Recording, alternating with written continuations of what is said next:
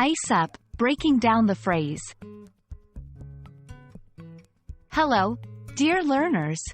Today, we are diving deep into a chilly phrase, ice up. If you've ever heard this phrase and wondered what it means, or how to use it, you're in the right place.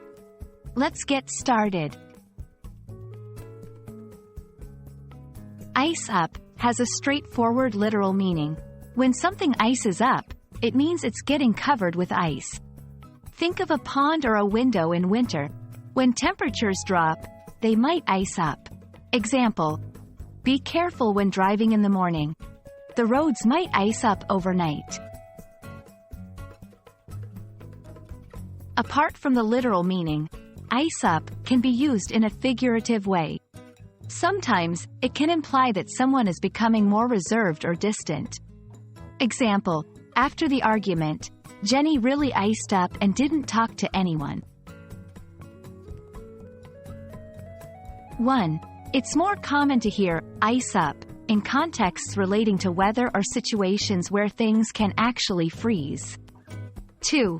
When using it in a figurative sense, make sure your listener can understand from the context that you aren't talking about actual ice.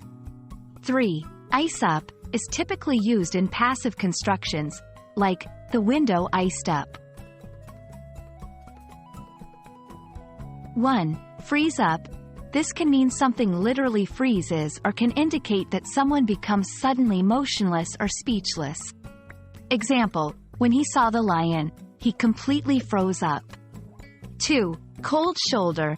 Giving someone the cold shoulder means ignoring them or treating them in a distant manner, similar to icing up in its figurative sense. And there you have it.